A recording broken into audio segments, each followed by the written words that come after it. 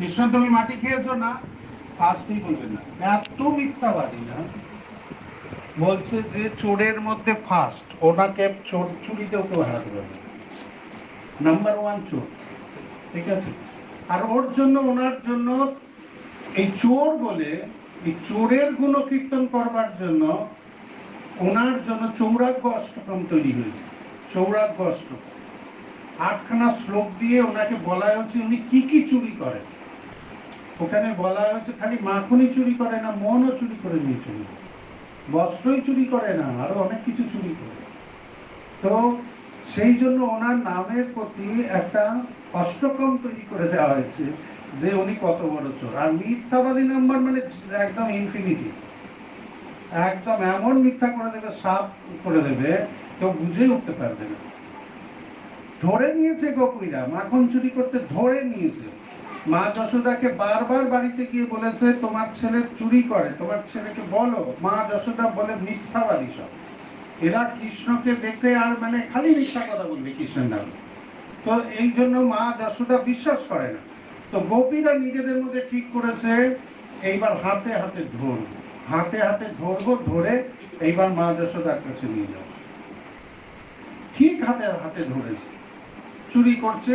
আর ওই সময় লুকিয়ে ছিল সব, যেই চুরি করছে ধর ধর ধর ধর করে সব জড়িয়ে ধরেছে, সব কটা ধরা পড়েছে, যতজন ছিল সবাই ধরা পড়েছে, কৃষ্ণও ধরা পড়ে। এই কৃষ্ণ তুমি মাখন খেয়েছো? না মা কিচ্ছু খাইনি। কোথায় মাখন? কিন্তু বাড়ির সামনে দিয়ে যাচ্ছিলাম, ধরে নিয়ে তোমার কাছে নিয়ে চলে এসেছি, বোঝোটা। আর মা যশোদা বলছে তোমরা এত মিথ্যাবাদী, আমার ছেলেটাকে কেন তোমার, আমার ছেলেটা তোমার কি করেছে, তুমি কেন এরকম আমার ছেলেটাকে নিয়ে সমস্যা করো? মা যশোদা বলছে বলে মহা সমস্যা এটা। তো মিথ্যাবাদী নাম্বার ওয়ান। আবার আবার মাটি খেয়েছে, বলদেব প্রভু বলছে মা মাটি খেয়েছে, আমি নিজে দেখেছি মাটি খেয়েছে। তুমি কৃষ্ণ মাটি খেয়েছো না, সঙ্গে সঙ্গে না করে দিল। তো বলছি যে তারপরে অনেকক্ষণ পরে ভাবছি, আর বলরামকে জিজ্ঞেস করছে, বলরাম তুমি কেন মিথ্যা কথা বলছো কৃষ্ণের নামে? না না সত্যি মাটি খেয়েছে, মুখ খোলাও। ওর মুখ খোলাও না। তো সত্যি সত্যি মাটি খেয়েছে, তো মুখ খুলেছে। আর মুখ যেই খুলেছে অনন্ত কোটি ব্রহ্মাণ্ড দেখছে। তো শুধু অর্জুনই বিশ্বরূপ দেখেনি, মা যশোদাকেও বিশ্বরূপ দেখিয়ে দিয়েছে, তাই না? আরো একজন বিশ্বরূপ দেখেছে, আপনারা জানেন তার নাম? দুর্যোধন বিশ্বরূপ দেখেছে। যখন ভগবান গেছিলেন ওনাদের বাড়িতে বলতে, ওনাদের মহলে, বাড়িতে মানে মহলে, যে যুদ্ধ করো না দূত হিসাবে, পাণ্ডবদের দূত হিসাবে, তখন দুর্যোধন বলেছে একে অ্যারেস্ট করো। তখন কৃষ্ণ বলছে তুমি আমায় অ্যারেস্ট করে দেবে? বলছে হ্যাঁ অ্যারেস্ট করো। সমস্ত সৈন্যদের বলেছে অ্যারেস্ট করে। যেই অ্যারেস্ট করতে বলেছে সঙ্গে সঙ্গে বিশ্বরূপ দেখিয়ে দিয়েছে। আর মাথায় খারাপ হয়েছে, ওদের চোখে ঝালসে যাচ্ছে, একদম চোখ মুখ ঝলসে গেছে। খালি একজনেরই ঠিক ছিল, সে হচ্ছে ধৃতরাষ্ট্র, সে তো দেখেনি। হ্যাঁ, সেই জন্য তার চোখটা ঠিক ছিল।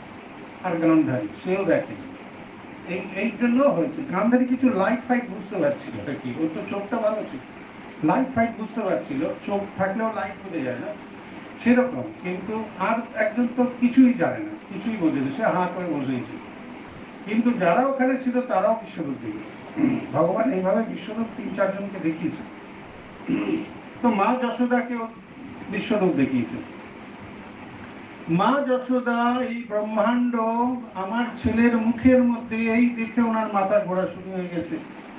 ভাবছি যে কি বাবা, এ তো তাহলে সবাই যে বলে তোমার ছেলে না ভগবান আছে, তোমার ছেলে দেবতা আছে, অনেক পাওয়ারফুল আছে, এই যে সবাই বলে, মা যশোদা ওই রকম প্ল্যানিং মাথায় চলে এসছে একদম, যে বাবা কৃষ্ণ তাহলে যেসে না, এ তো আমার সন্তান রূপে আছে, কিন্তু কৃষ্ণ একদম পাওয়ারফুল, এটা ওর বাবাও বলে। কিন্তু আজ আমি বুঝতে পারছি। এবার ভগবান তো অন্তর্যামী, ভগবান বললে রে সর্বনাশ হয়ে গেল, দেখিয়ে বিপদ হয়ে গেল। এখন দেখিয়ে বিপদ মানে কি, মা যদি এখন ভগবান বলে আবার পূজা করে, তাহলে তো বাল্য রস আমার গেল, বাৎসল্য রস তো সব চলে গেল।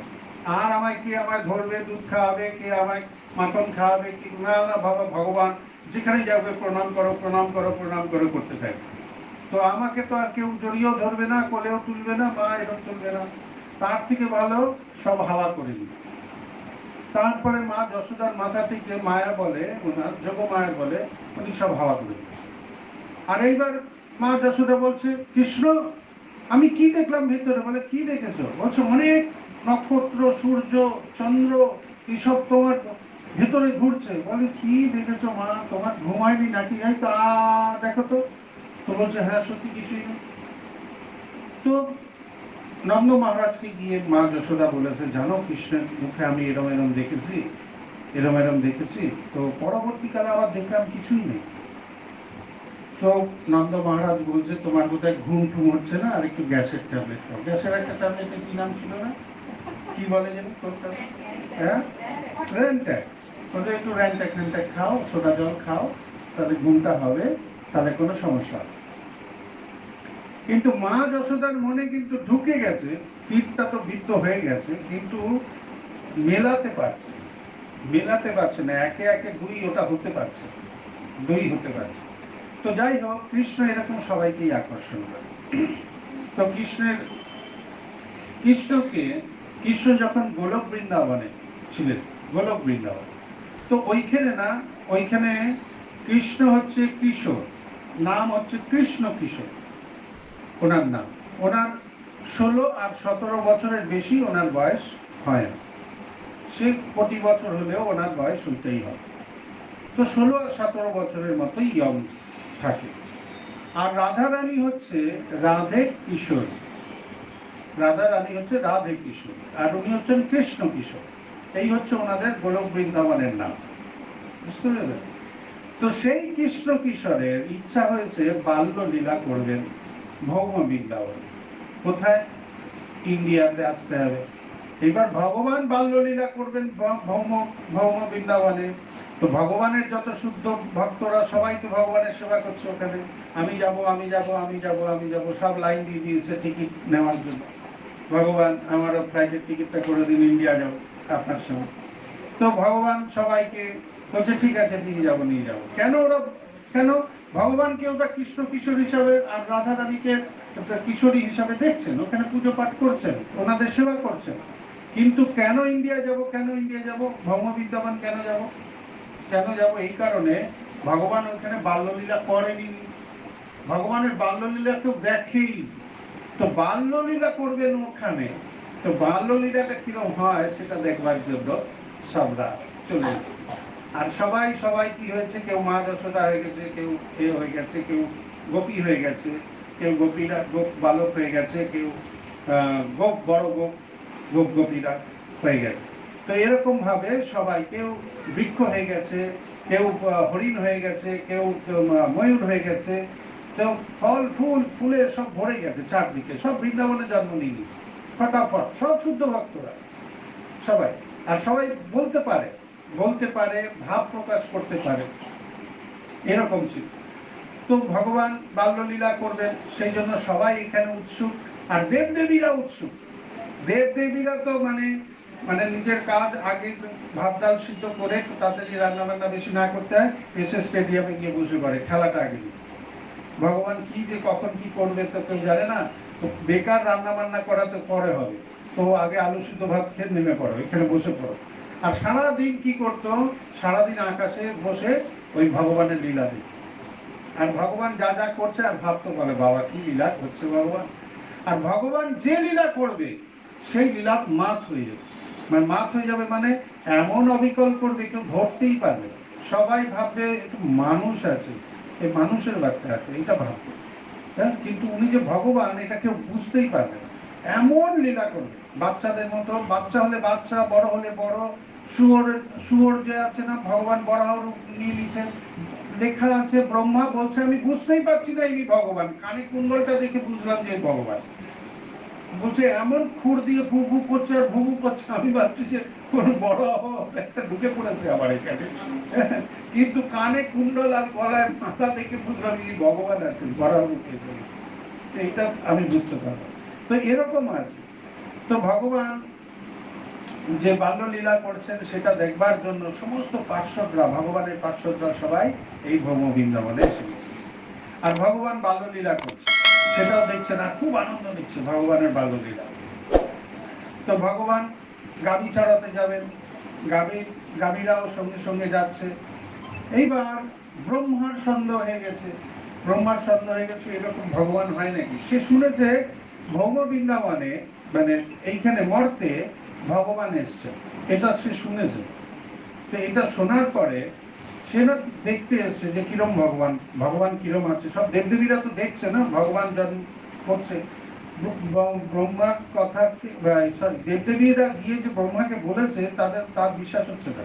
ব্রহ্মা বলছে ভুলভাল দেখছো, আমি গিয়ে আগে দেখবো, আমি গিয়ে দেখবো যে কি আছে। তো উনি যখন ওখানে গেছেন, উনি তখন দেখছেন বালকদের সঙ্গে উনি এমন করছেন কৃষ্ণ, তো ওনার বিশ্বাসই হচ্ছে না। মুখের থেকে খাবার খেয়ে নিচ্ছে, হ্যাঁ। তো অন্য বালকরা ওনার পিঠে উঠে পড়ছে, কেউ চুল ধরে টানছে, কেউ কান ধরে টানছে। তো সুবল বলেছে মা জানো তোমার জন্য একটা স্পেশাল লাড্ডু বানিয়েছে কৃষ্ণ। তো বলছে তাই নাকি, স্পেশাল লাড্ডু? বলছে হ্যাঁ, কিন্তু আমি খাওয়াবো, কিন্তু চোখ বন্ধ করতে হবে, চোখ বন্ধ না করলে আমি খাওয়াবো। তো কৃষ্ণ বলছে ঠিক আছে, চোখ বন্ধ করে দিয়েছে। আর বলে এবার হাঁ করো, হাঁ করে দিচ্ছে, নিম পাতা ঢুকিয়ে দিয়েছে। বলছে চাবাও চাবাও, চাবিয়েছে, একদম পুরো মুখ পিত হয়ে গেছে। বলছে এটা কি লাগবে? বলে যে এটা এরকমই স্বাদের লাগবে। আর সবাই হা হা করে আসছে। ব্রহ্মা তো বসে বসে দেখছে, হে ভগবান, এই আবার কোথাকার ভগবান, এরকম হয় নাকি? নিম পাতা ঢুকিয়ে দিচ্ছে, যে যা খুশি করছে।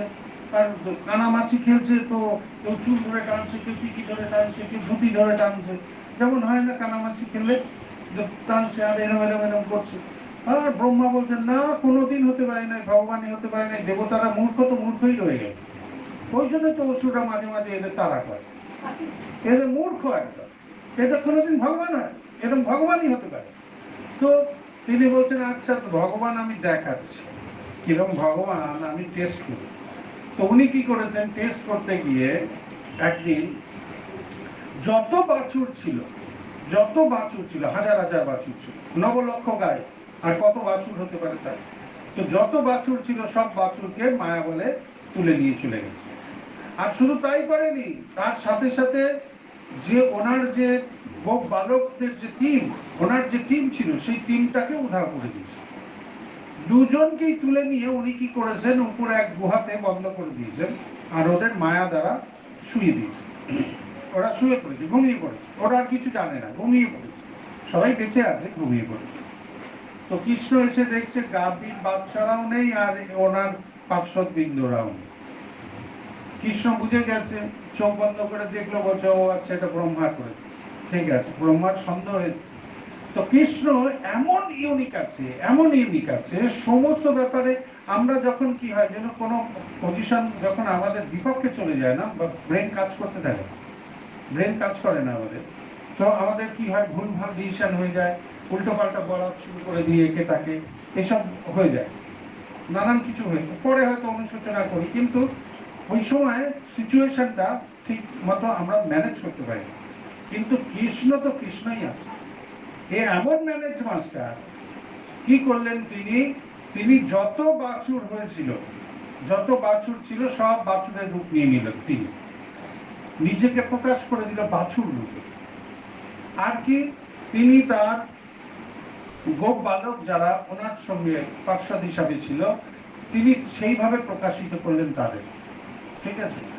আর কি হলো, এবার কেন এটা তিনি করলেন, কারণ প্রতিদিন অ্যাপ্লিকেশন, প্রতিদিন অ্যাপ্লিকেশনে, শয়নে স্বপনে, দিনে দুপুরে, যে যেখানে দেখছেন, আহারে বড় বড় মায়ের মতো যারা গোপীরা, তারা বলছে আমার যদি এরকম একটা সন্তান হতো, চাপিয়ে ধরতাম না, হ্যাঁ, কত সুন্দর করে রাখতাম, কত সুন্দরভাবে খাওয়াতাম, যশোদা কি না ভাগ্য, আহা আমার যদি এরকম একটা সন্তান হতো।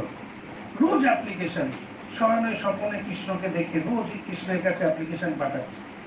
আবার কি হচ্ছে, যারা যারা গাভী, তারা কৃষ্ণকে দেখে বলছে যে এরকম সন্তানটা যদি আমার থাকতো, আর খুব দুধ খাওয়াতে হবে, আর খুব আনন্দ পেতাম, এরকম ভাবছে গাভীরা। প্রতিদিন গাভীরাও প্রার্থনা করতে থাকে যে কৃষ্ণকে সন্তান হিসাবে পাওয়ার জন্য।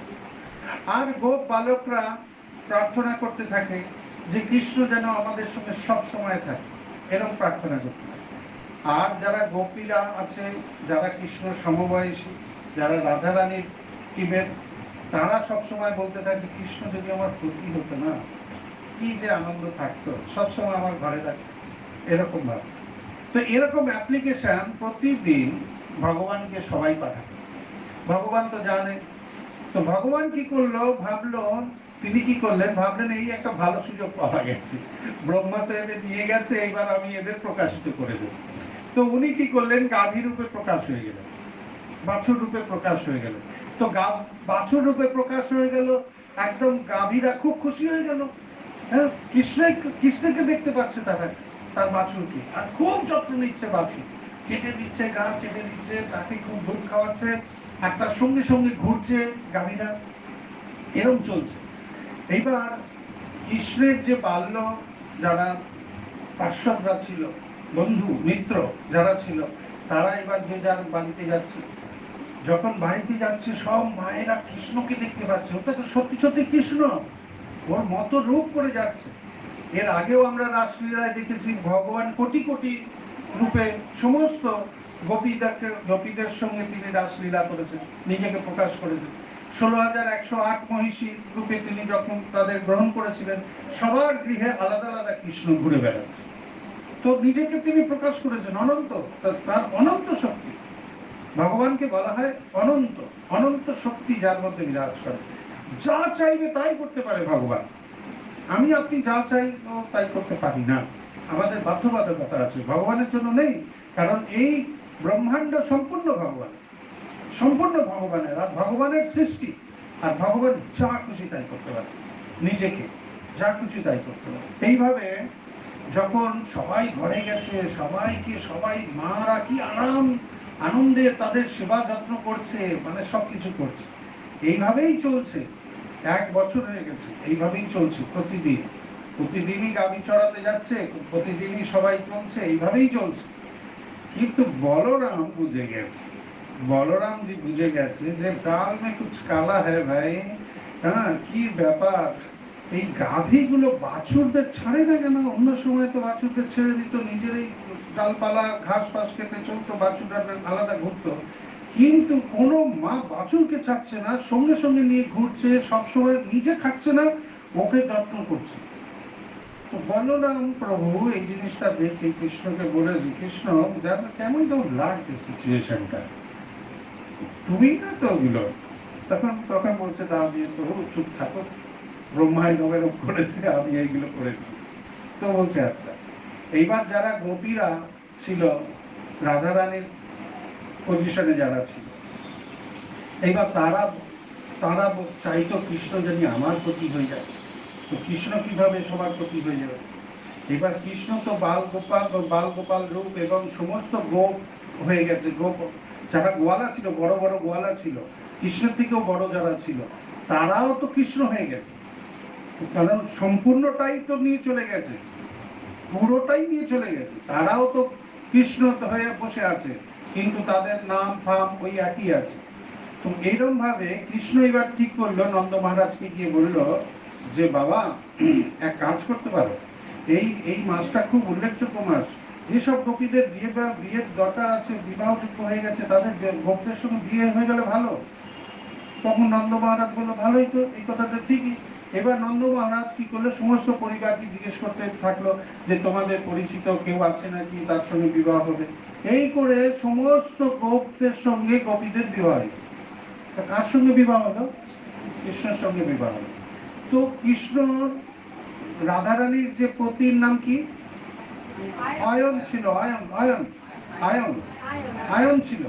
তো সেই আয়নও তো কে দিয়ে চলে গেছে? ব্রহ্মা। আর ওই আয়নটা কে ছিল? এখন যে আয়নটা সে কে? কৃষ্ণ ছিল। তো কৃষ্ণের সঙ্গে রাধারানীর বিয়ে হয়ে গেছে, প্রবলেম কি আছে? কেউ বলে তো রাধারানী কার বউ এরকম বলতে থাকে। দেখুন রাধারানীর সঙ্গে কার বিয়ে হয়েছে? কৃষ্ণের বিবাহ হয়ে গেছে। ও তো আয়ন ঘোষ ছিল, আয়নের মতো দেখতে, কিন্তু ছিলটা কি? ওটা কৃষ্ণ ছিল। তো কৃষ্ণের সঙ্গে তো রাধারানীর বিয়ে হয়ে গেছে, তো কি সমস্যা?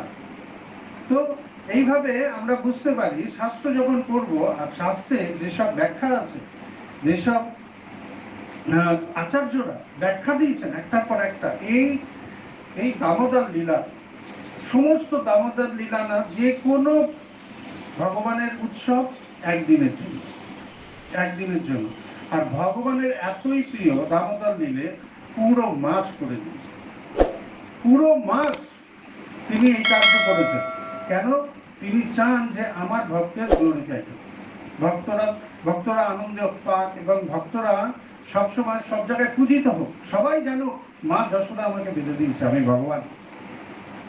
মা যশোদা যখন বেঁধে দিয়েছে উদকখানে, তখন সব দেবদেবীরা উপরে দাঁড়িয়ে আছে, তারা হাঁ করে দাঁড়িয়ে আছে, কি সর্বনাশ, ভগবানকে বেঁধে দিয়েছে, ভগবানকে বেঁধে দিয়েছে। সাধারণত অপরাধীরা কি করে? অপরাধীরা যদি হয় সে মাথা নিচু করে চলতে থাকে।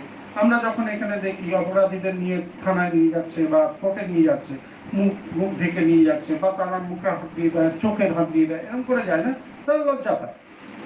কিন্তু ভগবানকে দেখুন, ভগবানকে বেঁধে দিয়েছে, ভগবান আবার উপরের দিকে তাকাচ্ছে, জানে দেবদেবীরা দেখছে সবাই, দেবদেবীদের বলছে দেখো দেখো আমার ভক্ত কিভাবে আমাদের বেঁধে দিয়েছে, দেখেছো আমার ভক্ত কিভাবে বেঁধে দিয়েছে, তোমরাও বাঁধতে পারো যদি এনার মতো ভক্তি করো। কিরম বলছে তার?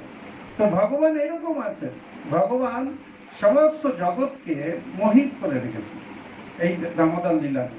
তো মাস ভর কেন, বছর ভর কেউ যদি বলতে থাকে দামোদর লীলা, এর একটা ক্লু শেষ হবে না। কোন নানান যে ক্লু দেওয়া আছে না, এই ক্লু থেকে বড় বড় গ্রন্থ রচনা হয়ে গেছে, একটার পর একটা ক্লু গ্রন্থ রচনা হয়ে গেছে।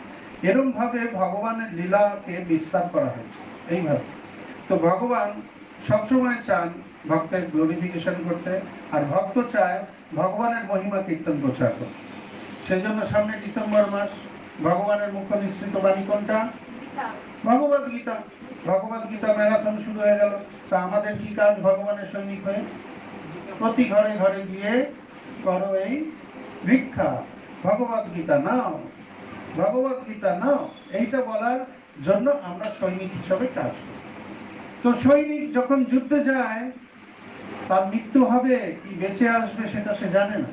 তাই আমরাও জানি না আমরা যে ভগবদ গীতা নিয়ে যাচ্ছি, যাকে বলছি সে নেবে কি নেবে না, নেবে কি নেবে না দেখার দরকার নেই।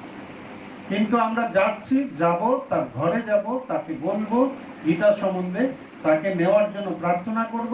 সে যদি নেবে নেবে, না নেবে না নেবে, কিন্তু আমরা যাব প্রতিদিন, প্রতিনিয়ত টিম বানিয়ে। আর কেন? সবাই দেখবে, কৃষ্ণ দেখবে। আর যখন আমাদের মৃত্যু হবে, যখন আত্মা যাবে, তখন চিত্রগুপ্ত এই ছবিগুলো দেখাবে যে দেখুন দেখুন এরা সব কৃষ্ণ ভক্ত, এই দেখুন ভগবদ গীতা প্রচার করছে। কটা গীতা হয়েছে দেখার দরকার নেই, উদ্দেশ্য কি? সমস্ত ঘরে ঘরে নক করা, যে তুমি ভগবানের ভক্তি করো, ভগবদ গীতাকে গ্রহণ করো। কেন এই কাজ করতে হবে? কারণ মাতৃগর্ভে সবাই ভগবানকে কমিটমেন্ট করে এসেছি, আমরা সবাই কমিটমেন্ট করেছি। মাতৃগর্ভে যখন দমবন্ধ পরিস্থিতি ছিল না, তখন আমরা সবাই ভগবানকে প্রার্থনা করে বলেছেন, প্রভু এই কষ্টময় জীবন থেকে তুমি একটু নিস্তার করো, আমাকে বাইরে বার করে দাও, আমি গিয়ে তোমাকে সেবা পূজা করব। কিন্তু এখানে এসে মায়াদেবীর হাত ধরে নিয়েছি, ভগবানকে ছেড়ে দিয়েছি আর ভুলেই গেছি। তাই ভগবান চায় যেহেতু সবাই কমিটমেন্ট করে আছে, সেহেতু আমার কৃষ্ণ ভক্তের সেবক, এই সেবকরা কি করবে? প্রতি ঘরে ঘরে গিয়ে তাদের নক করবে, তাদের হৃদয়ে নক করবে। আজ নক করবে, কাল নক করবে, পরশু নক করবে, আর কোথাও না কোথাও থেকে সে ভগবদ গীতা নেবে। দেখার দরকার নেই আমার থেকেই নিচ্ছে কিনা। কিন্তু আমরা যদি রাস্তায় বেরোবো, উদ্দেশ্য এইরকম না খালি বলেই চলে গেলাম, বলে যেত না দিতে না, এরম না জানি হয়, মনটা এরম না থাকে যে আমার উদ্দেশ্য থাকবে একে আমি একটা ভগবদ গীতা দেবই। তার জন্য ভগবানের নাম সম্বন্ধে, ভগবানের লীলা সম্বন্ধে আমাকে অনেক কিছু জানতে হবে, জেনে আমাকে সমস্ত কিছু বলতে লাগে তাকে। সে যদি না নেয়, একদমই না নেয়, আপনার রিকোয়েস্টকে ফিরিয়ে দেয়, সেটা আলাদা। কিন্তু এর মানে এই না প্রভুতে বলেছে যে নিয়ে যেতে, যদি নিল নিল, না নিল না নিল আরেকজনকে, মানে এরকম না বুড়ি ছোঁয়ার জন্য বলি। ভগবান দেখবে আমাদের ঐকান্তিকতা কতটা আছে। ভগবান যেমন ভক্তকে গ্লোরিফাই করেন, তো ভক্তরাও কি করে ভগবানকে, ভগবানের গুণকীর্তন করে, ভগবানের গ্লোরিফাই। তো সেই জন্য ভগবানের গ্লোরিফাই যদি আমরা করি, ভগবানকে যদি ভালোবাসি আর ভগবানকে নিয়ে আমরা যদি সেবা করি, তো আমাদের জীবনে আনন্দই থাকে। কারণ নামের মধ্যেই সমস্ত আনন্দ লুকিয়ে আছে। তাই আমরা যখন হরে কৃষ্ণ মহামন্ত্র কীর্তন করি, আমরা কতই না আনন্দ পাই, তাই না? তো সেই আনন্দটাকে যদি আমরা দীর্ঘজীবী করতে চাই, ওই আনন্দটা যদি আমাদের বাস্তবিকভাবে সারা জীবন আমরা আমাদের কাছে রাখতে চাই, তো আমাদের সেবা নিযুক্ত হতে হবে। এই না দুবার তুলসী মহারানী, চারবার তুলসী মহারানী ঘুরলে আমরা সোনার পর্বত দান করার ফল পাবো। হ্যাঁ, সোনার পর্বত দান করার ফল পাবে, কিন্তু কেউ সেবা করবে তবে তো সেবাই করতে চাই না, হাতটাই যদি মুঠো থাকে, তাহলে সেবা করতে চাই না, তো আমি কিভাবে আমি তুলসী মহারানীর এই যে পরিক্রমা করলে যে সুযোগ সুবিধা, সেই সুবিধাটা আমার জীবনে আসবে? মাও তো দেখবে সেবা করে কি করে, যাকে তাকে তো দান করা যাবে না। এটা তো দেবদেবী, ওই রকম দেবদেবী তো না যে কিছু হলো তথাস্তু দিয়ে গেলাম, এবার মরবে কি বাঁচবে জানি না। রাবণকেও তথাস্তু বলে চলে গেছে মা, তো রাবণ মরবে কি বাঁচবে জানি না। হিরণ্যকশিপুকেও কত কিছু দিয়ে তথাস্তু করে দিয়ে চলে গেছে ব্রহ্মা, তো মরবে কি বাঁচবে সে কিছু জানি না, আর কিছু জানি না। কিন্তু ভগবান এরকম না, ভগবানের পার্শ্বদ এরকম না। আমরা চাওয়ার জন্য চাইতে পারি অনেক কিছু, কিন্তু মেপে দেবে যতটা আমার লাগবে আর যতটা দিয়ে আমার ভালো হবে, শুদ্ধিকরণ হবে, ততটাই দেবে। এই না এক্সেস দিয়ে পাগল করে দেবে। এক্সেস দিয়ে দিল, সে পাগল হয়ে গেল, সে সবাইকে ছেড়েই চলে গেল কোথায়, তো ওরকম কাজ করবে। তো সেই জন্য ভগবানের যে সেবা, তাতে ভীষণ আনন্দ আছে। তাই আমরা যখন সেবা করব, সেবার মাধ্যমে ভগবান খুশি হবেন, আর সেই খুশি দিয়েই আমরা ভগবানকে ভালোবাসতে পারবো, আর আমার ভগবানের আশীর্বাদও প্রাপ্ত করতে পারবো। তাই সেবা যদি না থাকে, তো ভগবানের সঙ্গে কোনো সম্পর্ক থাকবে না। সেবা দিয়েই, মায়ের সঙ্গে সন্তানের সেবা সম্পর্ক আছে বলেই সন্তান মাকে ছাড়তে চায়, সবসময় মায়ের পিছন পিছন ঘরে। কারণটা কি? সেবার সম্পর্ক আছে, সেবার সম্পর্ক এরকমই আছে। তো তাই সেবা যদি আমরা না করবো ভগবানকে, তো আমরা কিন্তু এত কিছু শুনছি, এই করলে এই ফল, এই করলে এই ফল, এই করলে এই ফল, এই ফলগুলো এসে পৌঁছবে না। কোন ফল খাবেন আপনি? কত ফল খাবেন? পেট তো ভরে যাবে, কত ফল খাবেন? ফল একটাও আসবে না যদি আমরা সেবা না করি। তো সেবা আমাদের ভীষণ জরুরি। কৃষ্ণ ভক্ত মানে ভগবানের সেবা করা, ভক্তের সেবা করা, গুরুর সেবা করা, বৈষ্ণবের সেবা করা, দান করা, এটা হচ্ছে গৃহস্থের একমাত্র লক্ষ্য। গৃহস্থই একমাত্র, তিনটে আশ্রমের মধ্যে গৃহস্থই একমাত্র আছে যে এই জগৎকে ভোগ করে। নাহলে সন্ন্যাসী ভোগ করে না, ব্রহ্মচারী ভোগ করে না, বানপ্রস্থ গৃহস্থ থেকে আসে। তো আধা ভোগ করে, আধা ছেড়ে দেয়, সেও ছেড়ে দেয়। একটা সময়, একটা পিরিয়ড পরে সে নিজেকে পুরোপুরি ভগবানের দিকে নিযুক্ত করে দেয়, সেও সব ভোগ বাসনা ছেড়ে দেয়। কিন্তু গৃহস্থ এরকম আছে, সে গৃহে থাকে এবং সমস্ত ভোগ বাসনার উপরে তার অধিকার আছে। ভগবানও দিয়ে রেখেছে, ভগবানও বলেন না যে তুমি এটা ভোগ করো, এরকম বলেন। ভগবান বলছেন যে হ্যাঁ তুমি ভোগ করতে পারো, কোনো সমস্যা নেই, কিন্তু সেবা মনোবৃত্তি রেখে। আর এই জগতের সমস্ত বস্তু একটাও তোমার না, সেই বুদ্ধিটাও জানি তোমার থাকে। ভোগ করতে গিয়ে হারিয়ে যেও না, কুয়োর মধ্যে ঢুকে পড়ো না, ভোগের মধ্যে ঢুকে পড়ো না। যেমন এই জড়জগতের লোকরা যে ভোগ করে, তারা না ভোগের মধ্যে ঢুকে পড়ে, সেই জন্য ভোগের থেকে আনন্দ পাওয়ার চেষ্টা করে। কারণ ভোগের মধ্যে যদি না ঢোকা যায়, তো সেটা আনন্দ পেতে পারবে না। ঠিক তেমনি আমরাও যদি কৃষ্ণ ভক্তির মধ্যে যদি প্রবেশ না করি, ভেতরে একদম সুন্দরভাবে প্রবেশ না করি, তো আমরাও কৃষ্ণ ভক্তির আনন্দ পাবো না। এটা আমাদের মনে রাখতে হবে। তাই যদি আমরা আনন্দ পেতে চাই, তো আমাদের ভক্তির সাথে সাথে আমাদের সেবা থাকতে হবে। তো আমাদের গ্রন্থ সেবা শিল প্রভুপাদ বলে গেছে, শিল প্রভুপাদ বলে গেছেন গ্রন্থ সেবা হচ্ছে আমার কাজ, আমার আদেশ। তোমরা আমার নাতি পুতি তোমরা আর তোমাদের কাজ হচ্ছে গ্রন্থ সেবা। তো আমরা কি করব, ডিসেম্বর মাসে আমাদের গ্রন্থ সেবা হবে। তো আপনারা সবাই একদম রেডি তো? সবাই রেডি? গ্রন্থ সেবা, হরি বল। আর তো জোরে বলতে হবে, হরি বল। তো না রাধারানী বলবে, কৃষ্ণ জিজ্ঞেস করবে কি ব্যাপার হরি বল হলো? রাধারানী বলবে তোমার গ্রন্থ প্রচারের কথা বলছে, ওই জন্য সবাই করবে বলেছে, হরি বল। কৃষ্ণ তখন আশীর্বাদ, এই কৃষ্ণের আশীর্বাদ পেয়ে গেলেন। কিন্তু যদি না করবেন তা আমি কিন্তু জানি না। কমিটমেন্ট করেছেন কার্তিক মাসে সবাইকে নামতে হবে, সবাইকে নেমে, ওটাই আমাদের সেবা, না হলে আমাদের কোনো সেবা নেই। খালি 4 নিয়ম পালন করলাম আর একটু শাকসবজি খেয়ে বললাম যে আমি সাত্বিক লোক, না, তো কোনো বেকার। তো সাত্বিক লোকরা ভগবত ধামে যেতে পারে না। শুদ্ধ সত্য লোকরা ভগবত ধাম যায়। সাত্বিক লোকরা, এখানে বহু লোক সাত্বিক আছে যারা বলে আমি মিথ্যা কথা বলি না, আমি কোনো ঝামেলায় যাই না, আমি শাকাহারী, এরকম বহু লোক আছে, কিন্তু ভগবানের সেবা নেই, ভক্তি নেই।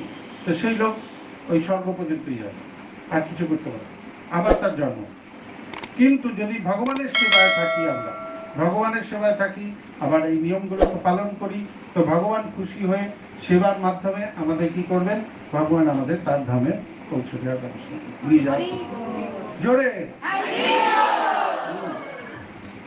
যখনই কিছু প্রাপ্তি হবে না, তখনই জোরে বলতে হবে হরি বল, তবে কি জিনিসটা প্রাপ্তি হতে পারে। আর না হলে হরি ও বাবা, এর দরকার নেই, দেবই না, কাক বসে থাকে, তোর দরকার নেই, দেবো না, মানে অনেক আছে, দেবো না। কিন্তু হরি বল বললে, যেই বলবে হরি বল, যেই বলে চিৎকার করে উঠবে, তখন মনে আকাঙ্ক্ষা আছে, উৎকণ্ঠা আছে, যে চাই এই জিনিসটা, ঠিক আছে দাও। এরকম হচ্ছে ভাই, বুঝতে পারলেন? যদি আমি চাই, তো আমার চোখে মুখে সেই আনন্দ প্রকাশ থাকে যে হ্যাঁ আমার এই জিনিসটা চাই, তখন ওই জিনিসটা প্রাপ্তি। কিন্তু দেবেন দিলে দেবেন, না দিলে না দেবেন, তোমাদের দেবই না বাবা, যা। তো সেই জন্য আমাদের মনে রাখতে হবে, যখনই কিছু আসবে না, জোরে হরি বল। আর হরি বল, হরিধ্বনি মানেই হচ্ছে একবার হরিধ্বনিতে 3000 পাপ কার্য নষ্ট হয়ে যায়, আর 6000 পুণ্য ফল প্রাপ্তি। কোনটা হলো এটাতে? পাপটা গেল না পুণ্যটা ভালো? তো দুবার বলতে হবে তো, একটা পাপের জন্য,